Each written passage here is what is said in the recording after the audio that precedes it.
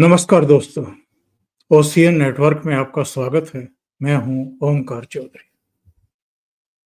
कुछ लोग इस वहम का शिकार हैं कि उन्होंने पूरे देश में केरोसिन छिड़क रखा है और बस माचिस दिखाने की जरूरत है। कुछ लोगों को ये भी वहम है कि ये तो अल्पमत सरकार है।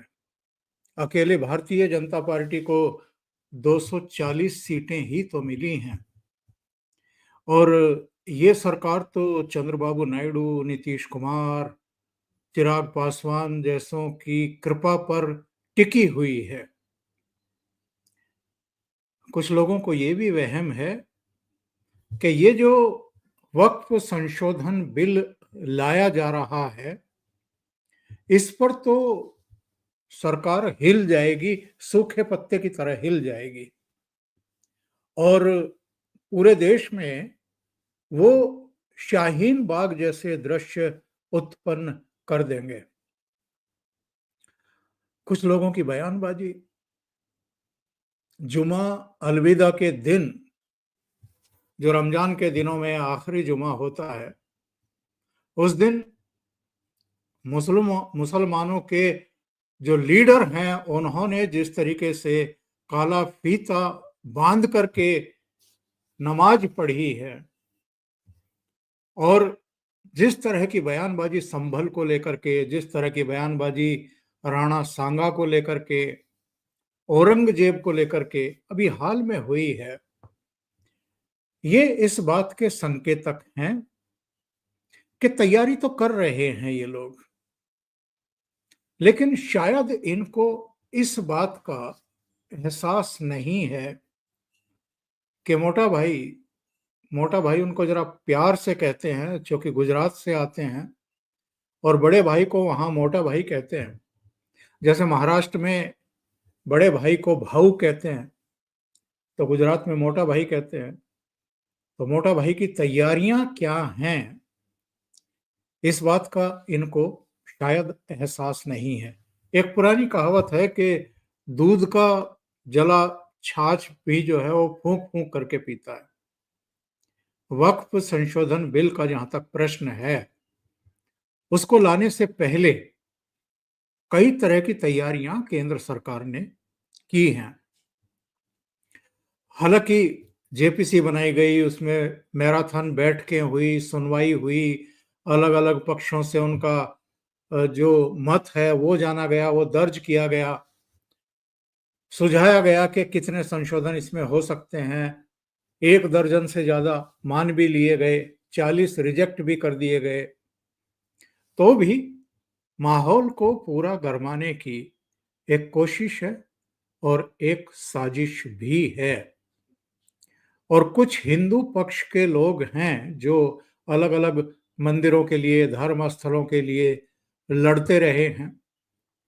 उनमें से विष्णु जैन ने कुछ बयान भी दिए हैं और उनका कहना यह है कि जेपीसी के सामने हमने जो सुझाव रखे थे, उनको तो आउटराइटली जो है वो रिजेक्ट ही कर दिया गया है, उनको माना नहीं गया है।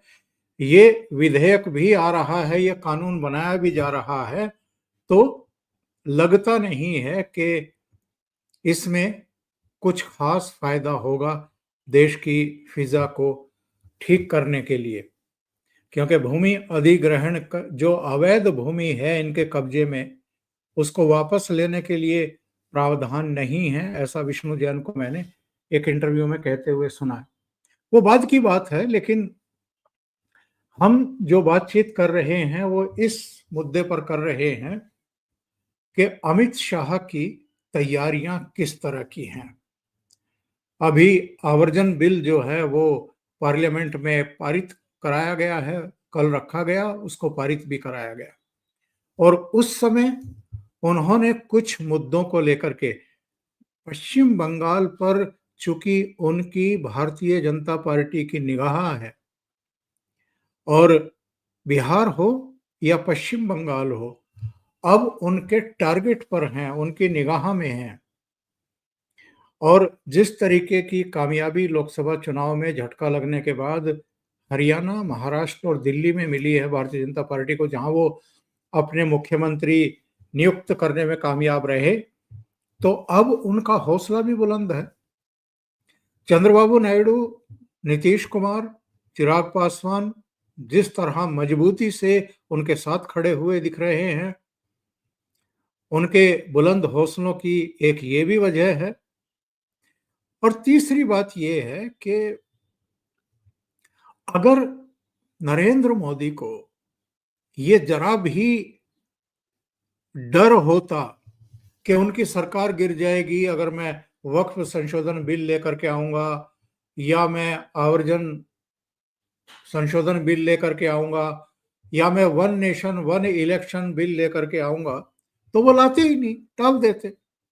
उनको लगता कि वो अल्पमत में हैं, इनको पास नहीं करा पाएंगे, तो वो नहीं लाते।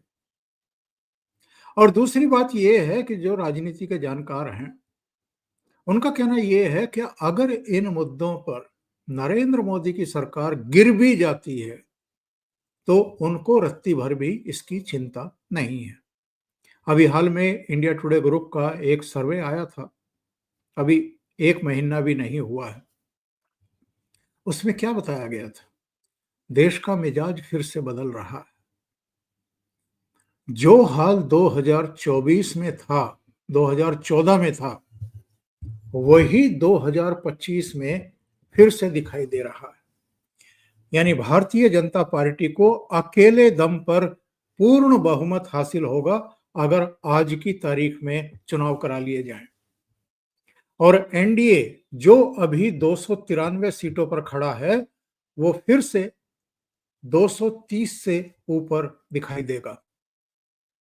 यानी ये सरकार को गिराने का खतरा कांग्रेस पार्टी भी नहीं लेगी, वो क्षेत्रीय दल भी नहीं उठाएंगे जिनकी सीटें बढ़ी थी 2024 के चुनाव में। वो चाहे उद्धव ठाकरे हो, चाहे शरद पवार हो, या कांग्रेस पार्टी हो, या अखिलेश बाबू हो, या ममता बनर्जी हो, कोई मध्यावधि चुनाव नहीं चाहेगा। कोई नहीं चाहेगा कि नरेंद्र मोदी की सरकार को गिराया जाए। चंद्रबाबू नायडू भी नहीं चाहेंगे, नीतीश बाबू भी नहीं चाहेंगे। जो मैं बात कह रहा था कि आवर्जन बिल पर बहस का जवाब देते हुए जो जो पॉइंट्स उठाए गए थे और जिस तरीके से ये घुसपैठ वगैरह चल रही है पश्चिम बंगाल इलाके से बांग्लादेश और रोहिंग्याज की जो घुसपैठ लगातार चल रही है और जिनके खिलाफ इस समय पूरे देश में अभियान भी चल रहा है, कुछ राज्यों को छोड़ दें तो दिल्ली में भी बहुत सारे रोहिंग्याज और बांग्लादेशी गिरफ्तार किए गए हैं। उनकी शिनाख्त हो गई है, पता लग गया है कि उनको आधार कार्ड किसने बना करके दिया है, कौन संरक्षण दे रहा है, कौन उनको कहाँ छिपा रहा था, कहाँ बसा रहा था, कहाँ खाने पीने और रहने की व्यवस्था कर रहा था। ये सब तो जांच पड़ताल चलेगी ही, लेकिन डंडा तो साफ चला है। रोहिंग्याओं पर, बांग्लादेशी घुसपैठियों पर भी, और आप पाकिस्तान की सरहद देख लीजिए, चीन की सरहद देख लीजिए या दूसरी सरहदें देख लीजिए, जहां जहां अवैध घुसपैठ करने की कोशिशें हुई हैं, बहुत कड़ी कार्रवाई हुई है। घुसपैठिए मारे भी गए हैं, गिरफ्तार भी किए गए हैं, उनको वापस भेजने की अब तैयारी भी चल रही है। तो अमित शाह ने जो भाषण दिया है उसमें बहुत क्लियरली एक संकेत दे दिया है, और संकेत ये है कि चाहे बिहार हो, चाहे पश्चिम बंगाल हो, दोनों स्टेट को लेकर के अब भारतीय जनता पार्टी किसी तरह के कंफ्यूजन में नहीं है। उनका टारगेट पूरी तरीके से कहना चाहिए कि फोकस है, और उन्होंने तो ऐलान कर दिया है कि अगले साल पश्चिम बंगाल में भारतीय जनता पार्टी सरकार बनाएगी। अब ये सरकार कैसे बनेगी? अगर ममता बनर्जी की सरकार के रहते हुए, उनकी व्यवस्था के रहते हुए, उनकी नौकरशाही, उनकी पुलिस सबके रहते हुए अगर मतदान होगा, अगर चुनाव होगा, तो इस बात की क्या गारंटी है कि नतीजे वैसे नहीं रहेंगे जैसे 2021 में रहे थे, या जैसे 2016 में आए थे। 2011 ठीक है, उस समय वामपंथी सरकार थी और अच्छे खासे बहुमत के साथ ममता बनर्जी ने 33 साल उनको सत्ता से बेदखल करके पश्चिम बंगाल में सरकार बनाई थी। लेकिन इस व्यवस्था के रहते तो लोग सवाल उठा रहे हैं, पूछ रहे हैं, क्या राष्ट्रपति शासन लगेगा इस बार? और अगर राष्ट्रपति शासन लगाया जाता है तो क्या ममता बनर्जी इसको मुद्दा नहीं बनाएगी, इसे फिर से लोकतंत्र की हत्या नहीं बताएगी और इसी एक मुद्दे पर पूरे पश्चिम बंगाल में भारतीय जनता पार्टी और केंद्र सरकार के खिलाफ एक माहौल बनाने की कोशिश नहीं करेगी? ये बड़े सवाल हैं। पश्चिम बंगाल पर लौटने से पहले मैं आपको बिहार का जो हाल है और बिहार को लेकर के जो भारतीय जनता पार्टी नेतृत्व की इस समय सोच चल रही है, उसके बारे में जरूर थोड़ी सी बात करना चाहूंगा। नीतीश बाबू के इस समय अलग अलग कार्यक्रमों के जो वीडियो आ रहे हैं, उससे जनता दल यू यानी उनकी पार्टी के नेता काफी परेशान हैं। जो परसेप्शन इस समय नीतीश बाबू के बारे में बन रहा है कि जो उनकी स्मृति है, जो उनकी हेल्थ कंडीशन है, वो बेहद चिंताजनक है। राष्ट्रगान के समय भी वो लोगों से हाथ जोड़ने लगते हैं। अभी एक और कार्यक्रम में जब ग्रुप के साथ उनके फोटो खींच रहे थे तो भी वो फोटोग्राफरों को हाथ जोड़ रहे थे। उनके बगल में बैठे हुए एक नेताजी उनका हाथ नीचे करते हुए दिखाई दिए। तो भारतीय जनता पार्टी का ये मानना है बिहार को लेकर के कि नीतीश बाबू की जिस तरह की हेल्थ कंडीशन है, उसमें जब विधानसभा के चुनाव होंगे तो लगता नहीं कि नीतीश बाबू चेहरा बनेंगे या चेहरा बनाए जाएंगे। और अगर चेहरा बनाए भी गए तो इस बात की बहुत कम संभावनाएं होंगी कि जब जनादेश मिले और अगर पूर्ण बहुमत मिल जाता है भारतीय जनता पार्टी और जनता दल यू के नेतृत्व वाले गठबंधन को, तब नीतीश बाबू को मुख्यमंत्री बनाया जाए। तो ऐसा लगता है जब हम ओवरऑल देखते हैं भारत का नक्शा कि इस समय भारत कहाँ कहाँ भगवा कलर में रंगा हुआ है, तो पूर्वोत्तर आप देख लीजिए। पूर्वोत्तर के बस एक दो राज्यों को छोड़कर के सभी में या तो भारतीय जनता पार्टी की सरकारें हैं या उनके सहयोगियों की सरकारें हैं। बाकी पूरा नक्शा अगर आप देखें, उत्तराखंड, उत्तर प्रदेश, हरियाणा और दिल्ली, राजस्थान, मध्य प्रदेश, गुजरात, उड़ीसा, झारखंड, झारखंड छोड़ दीजिए, झारखंड और पश्चिम बंगाल, बाकी छत्तीसगढ़ देख लीजिए और आंध्र प्रदेश, तेलंगाना जहां एनडीए की सरकारें हैं। तो ये जो स्थितियां परिस्थितियां हैं, ये क्या बताती हैं, क्या शो करती हैं?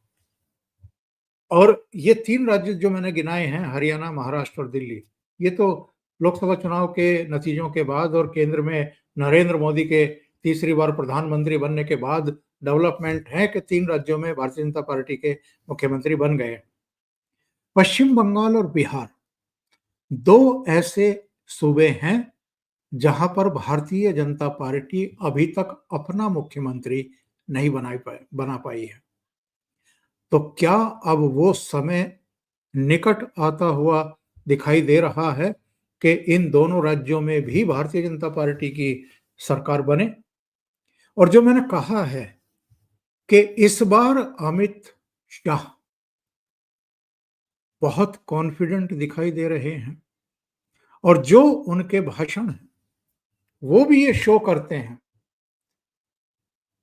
जैसे सवाल उठाया गया कि साहब, जो घुसपैठिए हैं, जो दूसरी चीजें हैं, उन पर फैसला कौन करेगा? जो बहस चल रही थी आवर्जन बिल पर, तो अमित शाह का जवाब जरा देखिए क्या था। हम रोकना इसी को चाहते हैं जिनके उद्देश्य ठीक नहीं है। ये कहते हैं कौन तय करेगा, तो जो सरकार होगी ये तय करेगा। हमारी सरकार है तो हम तय करेंगे। कौन तय करेगा का क्या मतलब? भारत सरकार तय करेगी। कौन कर सकता है? कोई विदेश की सरकार करेगी? क्या विचार है? कौन तय करेगा? भारत सरकार तय करेगी, क्योंकि हम भारत सरकार में है तो हम तय करेंगे। मान्यवर आयुष वीजा, इसकी श्रेणियों की भी संख्या बढ़ाई है। अमित शाह एक तरीके से उन लोगों को फटकार लगा रहे हैं जो अभी भी वहम के शिकार हैं, जिनको अभी भी लगता है कि इतनी मार खाने के बावजूद, इतनी बार जनता के द्वारा ठुकराए जाने के बावजूद, जैसे वो ही सब कुछ तय करेंगे, और जो बार बार चुने जा रहे हैं यानी नरेंद्र मोदी, उनको कुछ तय करने का हक ही नहीं है उनके अनुसार। नरेगा जलसों में ये विषय उठा जाता है, बांग्लादेशी घुसपैठियों के लिए बीएसएफ क्या कर रही है, सेना क्या कर रही है। मैं आज वास्तविकता इस देश को बताना चाहता हूं, और मैं ऐसा करता हूं कि तृणमूल कांग्रेस के सारे लोग सदन को छोड़कर नहीं जाएंगे, ध्यान से सुनेंगे। मान्यवर, हमारी बांग्लादेश के सटी हुई सीमा, अब सुनिए भाई, हमारी बांग्लादेश से सटी हुई सीमा 2216 किलोमीटर है। उसमें से 1653 किलोमीटर बाढ़ बन चुका है, बाढ़ के पास वाला रोड भी बन चुका है और चौकियां भी बन चुकी है। शेष फेंसिंग की लंबाई है 563 किलोमीटर। 563 किलोमीटर सीमा आज भी खुली है, और शेष फेंसिंग जो 563 किलोमीटर है उसमें 112 किलोमीटर फेंसिंग ऐसी है, बॉर्डर ऐसी है जिसमें बॉर्डर फेंसिंग व्यवहारू नहीं, नाले हैं, नदियां हैं, ऊंची नीची पहाड़ियां हैं, जहां 112 किलोमीटर में फेंसिंग हो ही नहीं सकता, और 450 किलोमीटर जहां फेंसिंग होता है वहां बाकी है। अब मैं वो बताना चाहता हूं कि क्यों बाकी है। ये 450 किलोमीटर के लिए मान्यवर मैंने डीओ लेटर लिखकर 10 रिमाइंडर करे हैं, बंगाल सरकार भूमि नहीं देती। मान्यवर, ये 450 किलोमीटर के लिए गृह सचिव बंगाल के मुख्य सचिव के साथ 7 मीटिंग करे, ये भूमि नहीं देते हैं।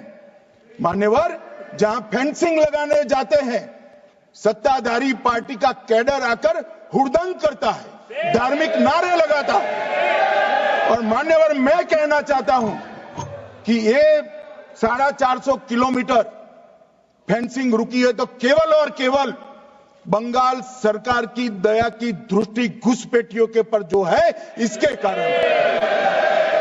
और मान्यवर, इससे आगे ये 450 किलोमीटर शायद ये भाषण सुनकर ममता जी भूमि दे भी दे तो हम खत्म कर देंगे, फिर भी 112 किलोमीटर खुली सीमा रहती है। मान्यवर, जब आप 2000 किलोमीटर बाढ़ बना देते हो और 112 किलोमीटर नहीं बनाते हो, तो कई बार तो ये 2000 किलोमीटर के कोई मायने नहीं। आदमी को घुसने के लिए कितनी जगह चाहिए? तो 112 किलोमीटर जो नदी है, नाले हैं, एक कठिन भौगोलिक परिस्थिति है, वहां से लोग आते हैं। ये सवाल हमें करते हैं, अभी भी किया कि रोहिंग्या दिल्ली तक आ गए, आपके नाक के नीचे आया। मान्यवर, ये बांग्लादेशी घुसपैठिए हो या रोहिंग्याज हो जो घुस कर आते हैं, पहले असम से भी आते थे जब कांग्रेस की सरकार, अब बंगाल से आते हैं टीएमसी की सरकार, घुस कर आते हैं। इनको आधार कार्ड दादा कौन देता है? नागरिक कहां के बने हैं? कहां के बने हैं? जितने बांग्लादेशी पकड़े गए 24 परगना जिले का आधार कार्ड और नागरिकता है मान्यवर। और ये जो आप आधार कार्ड इश्यू करते हो, वो आधार कार्ड लेकर, वो वोटर कार्ड लेकर ये दिल्ली तक आते हैं। आप उनको आधार कार्ड इश्यू न करो, आदमी क्या परिंदा भी पैर नहीं मार पाएगा। और दादा, ये सब चीजें भी लंबे समय चलनी नहीं है। 26 में चुनाव है, बंगाल में कमल खिलेगा और पूरा बंद होगा। यानी अमित शाह ने ऐलान कर दिया है कि 26 के इलेक्शन में पश्चिम बंगाल में भी कमल खिलेगा और कोई रोक नहीं पाएगा इस बार।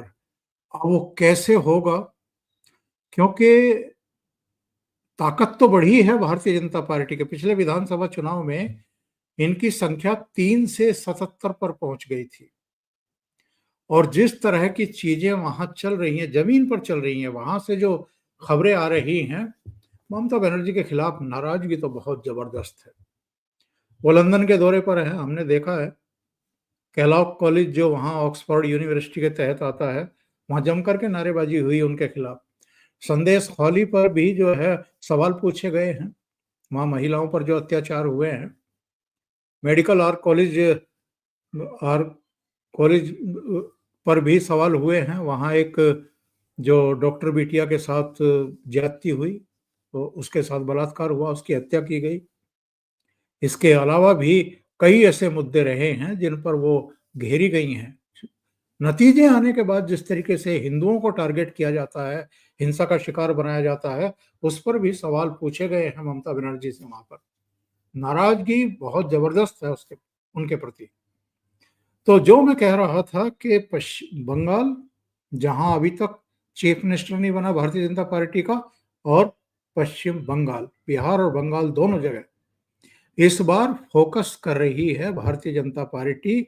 और खास तौर से जितने बिल लाए जा रहे हैं, जो घुसपैठिए हैं उनकी जो पहचान की जा रही है, उनकी जो गिरफ्तारियां की जा रही हैं, उनको जो देश से रुखसत करने की तैयारी चल रही है, बहुत स्पष्ट लग रहा है कि इस बार अमित